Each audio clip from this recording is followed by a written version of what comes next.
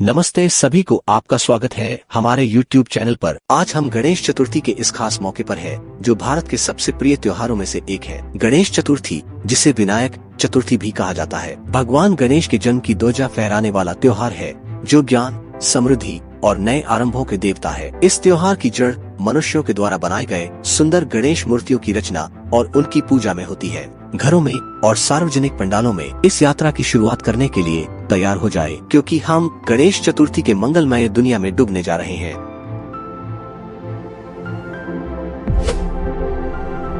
गणपति का सबसे पहला उल्लेख ऋग्वेद में मिलता है। हालांकि इसमें गणपति के शास्त्रीय रूप का उल्लेख नहीं है। ऋग्वेद में गणपति का 2 बार उल्लेख किया गया है, एक बार श्लोक 2.23.1 में और फिर श्लोक 10.112.9 में। इन श्लोकों से पता चलता है कि गणपति की भूमिका दृष्टाओं के बीच दृष्टा के रूप में थी और वे भोजन में प्रचुर थे, बड़ों के बीच अध्यक्षता करते थे और आह्वान के स्वामी थे। मंडल 10 में कहा गया है कि पास या दूर का कोई भी कार्य गणपति के बिना नहीं होता।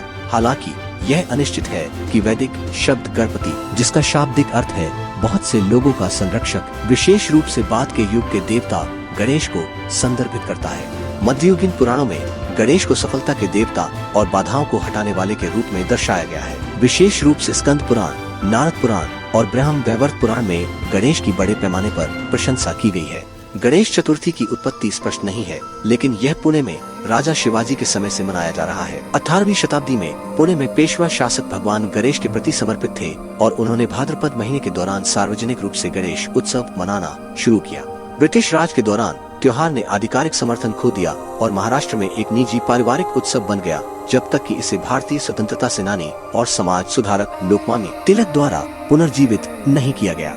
लोकमान्य तिलक ने हिंदू सभाओं पर ब्रिटिश सरकार के प्रतिबंध को दरकिनार करने के एक तरीके के रूप में गणेश चतुर्थी को बढ़ावा दिया, जिसे 1892 में जन विरोधी विधानसभा कानूनों के माध्यम से लागू किया गया था। यह उत्सव बाद में एक सार्वजनिक कार्यक्रम बन गया। 1892 में भाऊ साहेब लक्ष्मण जावले ने पुणे में पहली सार्वजनिक गणेश मूर्ति स्थापित की। 1893 में भारतीय स्वतंत्रता सेनानी लोकमान्य तिलक ने अपने समाचार पत्र केसरी में सार्वजनिक गणेश उत्सव के उत्सव की प्रशंसा की और वार्षिक घरेलू उत्सव को एक बड़े सार्वजनिक कार्यक्रम में प्रदर्शित करने के लिए अपने प्रयासों को समर्पित किया। माना जाता है कि वे भक्त जो गणेश जी की पूजा करते हैं, वे अपनी इच्छाओं और आकांक्षाओं को पूरा कर पाते हैं। इसलिए गणेश चतुर्थी का मुख्य अर्थ है कि जो भक्त उनकी पूजा करते हैं, वे पापों से मुक्त हो जाते हैं और यह उन्हें ज्ञान और विवेक के मार्ग पर ले जाता है।